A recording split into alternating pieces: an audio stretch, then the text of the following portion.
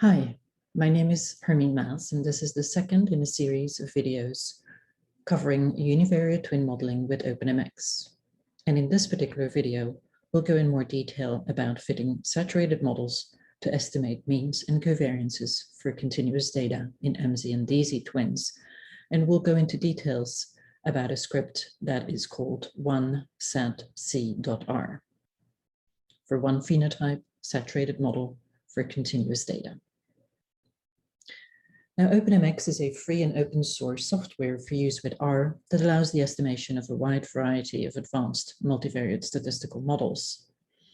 This is an active software in development with these people as the most active players under the direction of Drs. Steve Boker and Mike Neal.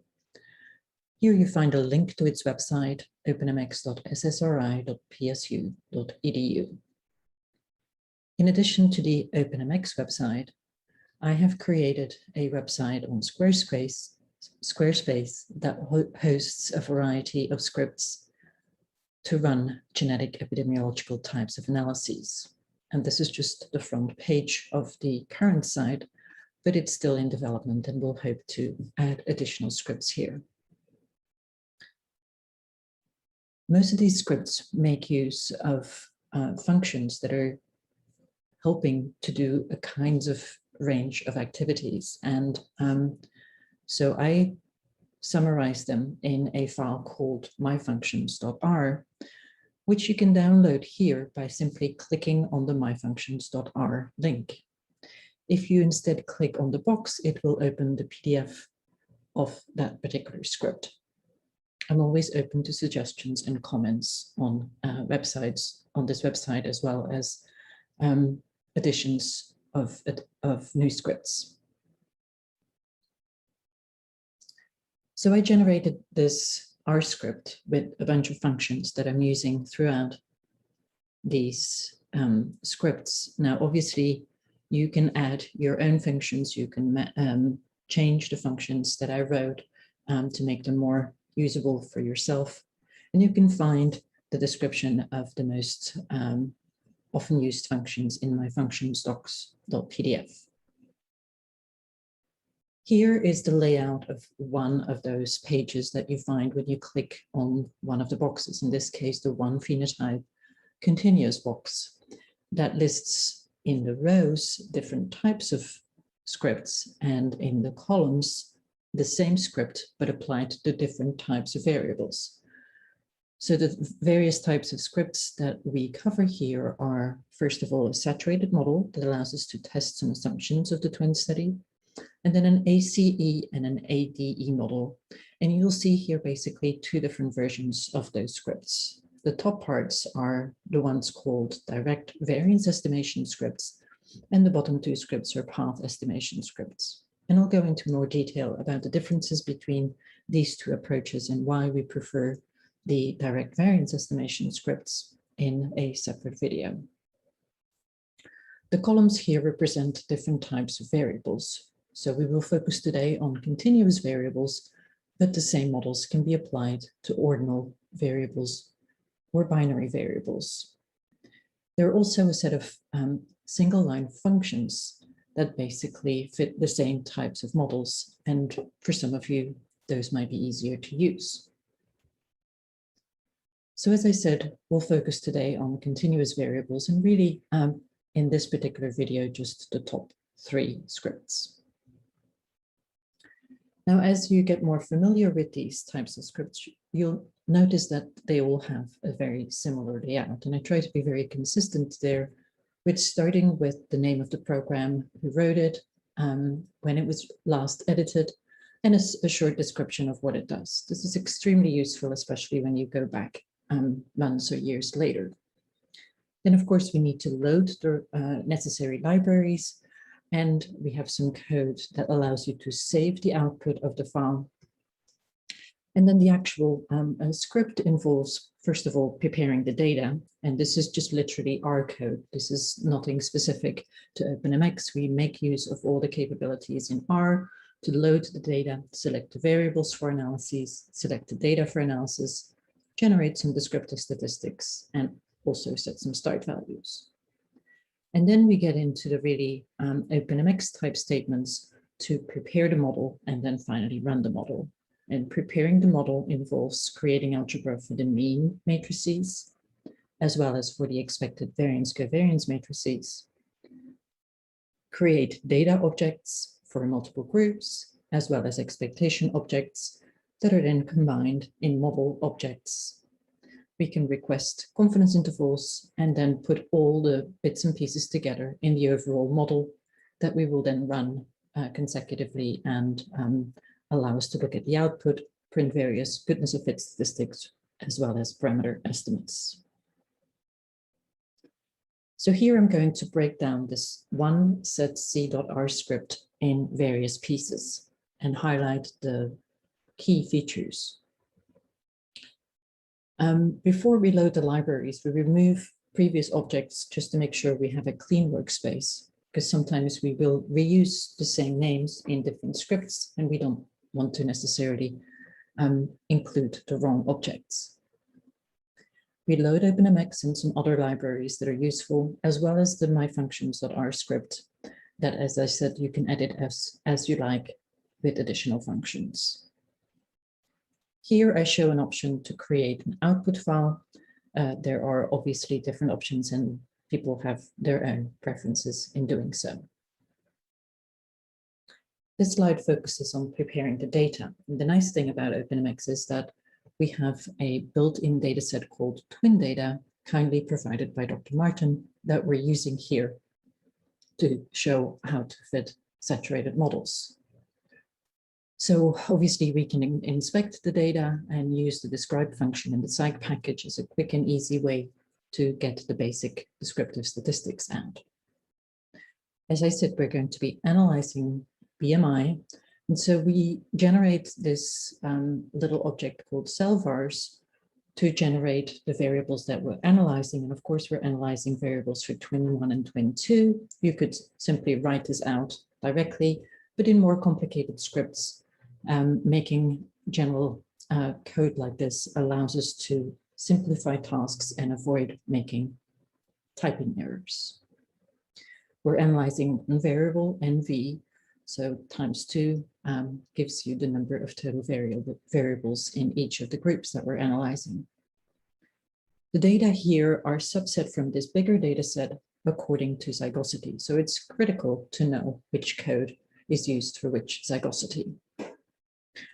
We can generate some descriptive statistics and some start values. So once we've done this, we really don't have to make many changes to the script to fit our saturated model.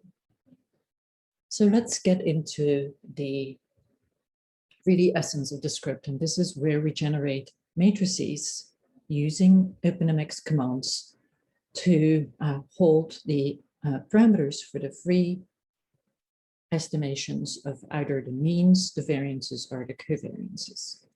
So let's start with the means.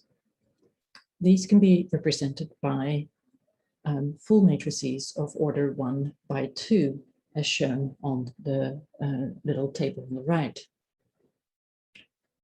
We indicate that we want to estimate the means by having free equals true. We can give it some start values, SV for start value for the means. You can give it labels, and notice here that we use different labels for the first and the second mean, which allows us to estimate each of them freely. And these names have to be distinct from the actual name of the model, mean MZ, that we use later or can use later to manipulate these matrices further. We have set up similar matrices for the MZ and the DC group. Then if we move on to the covariance matrices, these are 2 by 2 matrices. So they're no longer full, but symmetric, because the covariance is the same across the diagonal. So a 2 by 2 matrix here, we use NTV. Again, when we change this to the multivariate case, it automatically adjusts the dimensions of our matrices. For the values here, we typically want to start the variances at a particular start value, but don't necessarily have to come up with clear start values for the covariances. So here we're using a function, again, in my myfunctions.r script, that allows us to just stick this start value for the variances on the diagonal elements and adjust for the size of the matrices. The same can be done with lower bounds in the lbound command. We only have to give labels to the unique elements, and those are read in column by column. So first the variance of twin 1, then the covariance, and then the variance of twin 2. Again, very similar MX matrices commands for the MZ and the DZ group, but here you see we have 10 different labels across means and variances and covariances, indicating that we're going to be estimating 10 parameters. Now we've already introduced the MX matrix commands. The other commands that we'll be using here refer to reading in the data, which is called MX data, linking the data with the model in the MX expectation normal command, and indicating which fit function we want to use. And we'll be using the fit function ML most likely here to estimate the free parameters by maximum likelihood. An MX model then allows to combine all the different pieces into the overall model. And if we want to do a multi-group type modeling, we indicate that with the MX fit function multi-group statement. We can request some confidence intervals with the MX CI command. And then the MX run command allows us to actually run the model. MX get expected provides the expected means and covariances predicted by the model. And then we can change the model in a variety of ways using the OpenMx set parameters command and use the MX compare to compare alternative models. And we'll get into more details about these as we go along. So here we prepare the actionable model that includes those matrices or statements for the means as well as for the covariance matrices. Then we have the data statements. So we're putting our original raw data set into an OpenMx MX data object. We then indicate in the MX expectation normal function what the predicted covariance is for a particular group, as well as its predicted means, and which data it should be applied to by linking it to the cell vars, the selected variables that we're going to be analyzing. And we use maximum full information, maximum likelihood. The model MZ function will then combine the various objects. And with objects, I mean, if you go to the previous page, you see each of the means and the covariance matrices are put into separate objects: mean MZ, mean DZ, cov MZ, cov DZ, and then data MZ, data DZ, and exp MZ, exp DZ. And so we put the right objects in the right model, either for the MZ group or for the DZ group, and then evaluate them simultaneously by using the multi-group command. We can request confidence intervals for either the covariance matrices or the means. And then the overall model, basically, we call this the built model, the model that we've built, has a name, which is in quotes, the first argument. And then we have submodels. So the overall model has to call up both the MZ and the DZ group model by literally pulling in the two objects, model MZ and model DZ, as well as the multi-object that'll then combine them together. MX run will then allow us to run the backend on this built model and save the result of this model fitting into a new object called fitset, which we call the fitted model. We can use summary to generate the standard summary output in OpenMx. Now that provides all the information that we typically need, but we've also generated some additional functions that just grabs some of the pieces of this summary to make it easier to find what one is looking for. So a little bit more about the built model and the fitted model. So model SAT is the built model that has all the objects the matrices for the means and the covariances, the theta, the expectation, fit function, etc. And here, the main difference between this model and the fitted model is that in the built model, the values in the mean and the cov, MZ, and DZ matrices are the start values. In the fit set, the fitted model, these will be replaced with the actual estimates, the parameter estimates for both the means, the variances, and the covariances. But all the other parts are still there, including the data. So if you have a large data set, remember that these objects will include the data as well. We talked about a couple of additional functions. We have one to generate the goodness of fit statistics and one to estimate, to get the parameter estimates, possibly with their confidence intervals. So a typical summary output would look like this with the model statistics that, as you can see, we can summarize in one line below. Similarly, for the parameter estimates, you typically get a table of parameter estimates with all the details, or you can just print the estimates themselves on the one line. So let's look at the data here. These are the estimated values after we fitted the saturated model to the data from BMI in twin 1 and twin 2 in young female MZ and DZ twins. You notice that these numbers may be very close to the observed values because we've allowed as many parameters as there are unique statistics in the model.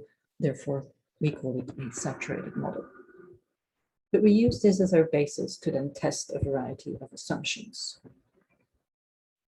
The goodness of fit statistics that we're typically interested in are the number of observed statistics. So this is really the total number of non-missing values for BMI in both twin 1s and twin 2s of either MZ or DC twins. We estimate 10 parameters here, the 4 means, 4 variances, and 2 covariances. And the estimated value for the minus twice log likelihood is 4,055.93 for 1767 degrees of freedom. The degrees of freedom are calculated by taking the difference between the number of observed statistics minus the number of estimated parameters. We also typically look at AIC, or AKIK's information criterion, which is a summary statistic that takes into account not only the goodness of fit, but also the parsimony of the model. And it's calculated as minus twice the log likelihood minus twice the degrees of freedom. Now, next, we're going to fit a series of nested models that allow us to test some of the assumptions.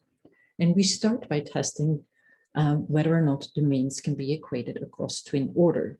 In other words, whether the mean for twin 1 can be equated to the mean for twin 2, which should be the case for most data sets, because we assume that twin 1 and twin 2 are randomly assigned. So we do this by taking our fitted model fit set and making it the argument of an MX model and saving it into a new object that we're then going to change in small ways to test specific assumptions. And so we make those changes by using the OpenMx set parameters command that has as its first argument our new model, which is really just a copy of the previous model, and where we take certain labels that we're now going to change into new labels. And so this is the essential concept here. If you have 2 parameters with 2 different labels, they're estimated as separate free parameters. If you give 2 parameters the same label, they will be constrained to be equal. So here we take the labels for the 2 separate means for twin 1 and twin 2, and we give it a new label. Both of these free parameters now get the new same label, MMZ, indicating that we want to constrain the estimate of the mean for twin 1 and twin 2. And we do the same in DC twins. Those are all the changes we want to make to that first model, so we can then run it again and see what the results are. We're going to do a number of steps here in testing more and more constraints of the model. The second one is adding a constraint on the variances of twin 1 and twin 2. The third one then further constrains not only the means, but also the variances across twin order and zygosity as well. We can then use the MX compare command to look at the likelihood ratio tests for these three different submodels compared to the original model FitSat. And we can save not only the output as a text file, but also as an image using the save image command. So let's look at the output of this analysis by looking first at the table of the goodness of fit statistics. So we repeated the one for the saturated model, and then we've added in the statistics for the three submodels, as well as the likelihood ratio chi-square calculated as the difference between the minus twice log likelihoods of the two models. Similarly, we've also taken the difference between the degrees of freedom or between the estimated parameters of the two models that will be the same. And then we can reproduce also the p-value associated with this chi-square. And we notice in each of these cases that the p-value is greater than 0.05, indicating that our submodel does not fit significantly worse than the full model here, the saturated model. In other words, we can constrain both the means and the variances across twin order and zygosity without significant loss of fit. And that is critical because those are some basic assumptions of twin modeling. So the conclusions so far are that for BMI in young Australian females, the means of twin 1 and twin 2 are not significantly different from one another, neither are the variances nor the means and the variances of MZs and DCs. So the basic data assumptions about the classical twin study are met. And that leads us to allowing us to fit the actual genetic models, which we will do in a separate video. Thank you.